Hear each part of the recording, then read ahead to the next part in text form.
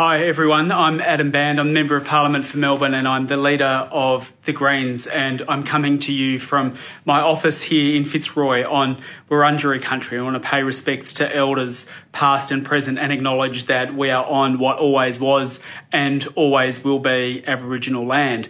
I want to talk to you a bit about something that the government has just announced this morning in the papers, some reforms to our industrial relations, our labour laws that they're seeking, and explain a bit why this is a real threat to many people, especially young workers, and why it's a threat to many people who are stuck in insecure and casual and part-time work, and why whenever the government says, oh, we just want to reform the laws and make some changes, you should be really careful about what they're trying to do. And we, as the Greens, are always going to be keeping a very close eye on this government, especially when it comes to looking after workers' rights and young workers, because frankly, I don't trust them.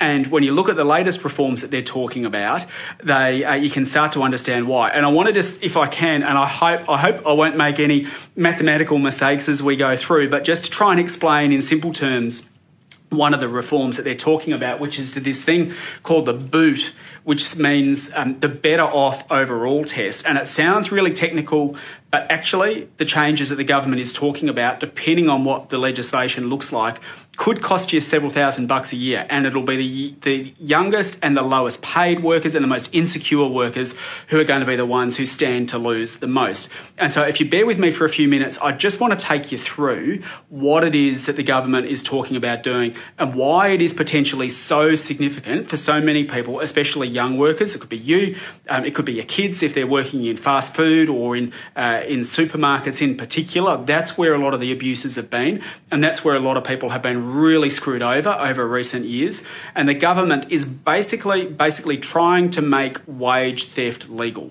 And let me just run you through how it works. There are laws that govern what you get paid, right? And they set out some minimum conditions. And in Australia, those minimums aren't very strong. They used to be stronger, but over 30 or 40 years, the government's just attacked. Labor and Liberal governments have cut away at those minimum protections that people used to be entitled to. Some of those minimum protections come in a thing called an award. And that basically means that here's the rate of pay for this particular industry, hospitality, retail, whatever it is, and you can't go below it, right? So it sets out a minimum rate of pay. And then on top of that, you have things like enterprise agreements. Some of you might have heard them called EBAs before. And that sits on top and basically says, oh, you could go above the award and negotiate extra for your particular workplace. The problem comes between how these two interact. Now, let's just say, for sake of argument, that you're working in a supermarket or you're working in a fast food chain, and which is where the exploitation has occurred. And the award says, for sake of argument, that you're entitled to $20 an hour, right? That's your minimum rate of pay. $20 an hour is what you're entitled to. Now, if you're someone who's working full-time, 38 hours a week, so say you're a full-time worker, that means the award says you get $760, right? That'd be your minimum entitlement. Now, you might be entitled to more. The award might say you get what's called a loading if you're working casual or you're working late at nights, right? To cover the fact that you're working some pretty inhospitable hours. You might be entitled to get a bit more if you're casual and therefore insecure, or you're working late at night on shifts, that kind of thing. So let's just say, again, to simplify it for sake of arguments, that if you work extra hours or you work unsociable hours, you're entitled to an extra 25%. So let's just say you get $25 would be your minimum rate. Now, so if you're a full-time worker, you might work the odd weekend, you might not, you might just work 9 to 5. So you'd be getting $760 for your 38-hour week if you're working full-time. Now, when it comes to negotiating the agreement, what's happened to so many people, to thousands and thousands of workers across the country, is the agreements that end up getting negotiated might say, well, tell you what, let's just make the general rate of pay $21. Okay? Now, if you're working full-time, so we'll put a bit extra on top of the award minimum. If you're working full-time, then bingo, all of a sudden you get a pay rise. You get $798 instead. Work that out over the course of a year, and you're up about an extra $2,000. Around about that. pretty good, right? You've ended up with an agreement that gives you $2,000 extra a year, and you are much better off. You are, which is what this thing is all about, the better off overall test. You're better off, and so that agreement gets the tick, and it gets approved, and bang, you get $2,000 extra a year. Sweet. What though if you're one of the millions of casual workers, insecure workers, people who might be working on weekends, people who might be working unsociable hours? Let's say you are a part-timer, or you're a casual. Sorry, terrible writing. Or you're a casual. Let's say you work 20 hours a week, right? Let's say you're a 20-hour-a-week worker, and you do that mostly on weekends because it's when you can fit the work in, or you do it at night because that's when you can do your work. If you're working 20 hours a week, now under the award here, to $25, you should be entitled to $500. That should be your pay. But because the employer has put in place an agreement over here where everyone's only on $21, what do you get? You get $420. You've lost $80 a week.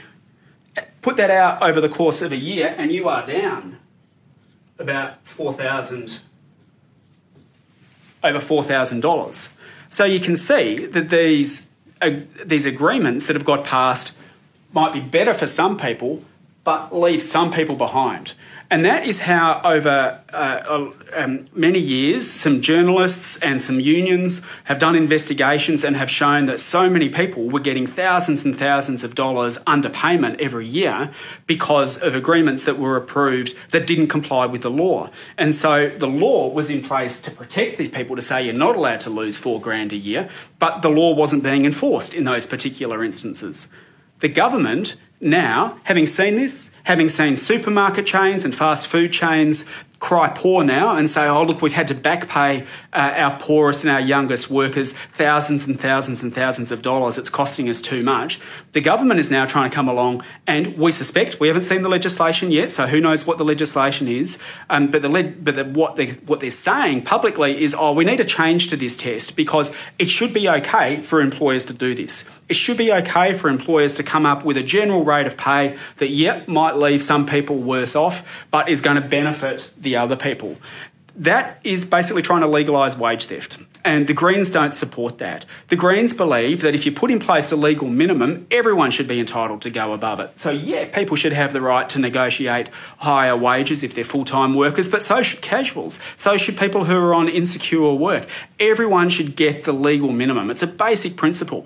If you've got an award that says, here's the legal minimum that everyone is entitled to get, then everyone should be entitled to get it. You shouldn't be able to negotiate your way out of it. Employers shouldn't be able to find loopholes that mean casual, low-paid and insecure workers get less. We have seen people working in fast food restaurants, people working in retail, people right across the spectrum. Some of Australia's biggest corporations are making their profits out of this tactic of underpaying people and screwing over, frankly, the insecure, the casual and the part-time workers.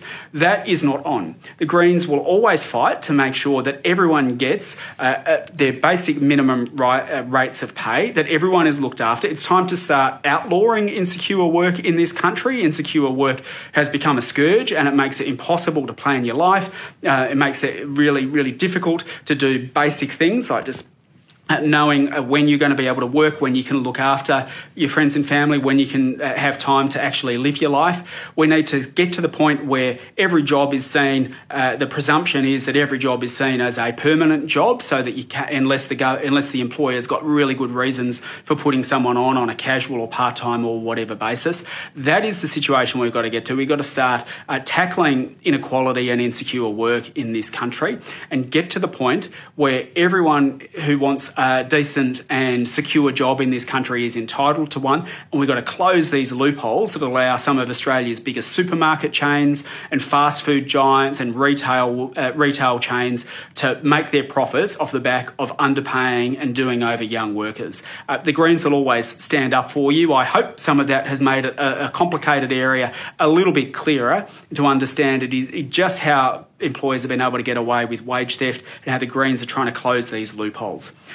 Take care and look after yourself. If you're in South Australia, look, our thoughts are with you. Having been in Victoria, having been through these lockdowns, it's not a lot of fun, but Victoria should be living proof that you can tackle the virus and get on top of it. So please, stay safe, everybody, and we'll see you again soon. Bye-bye.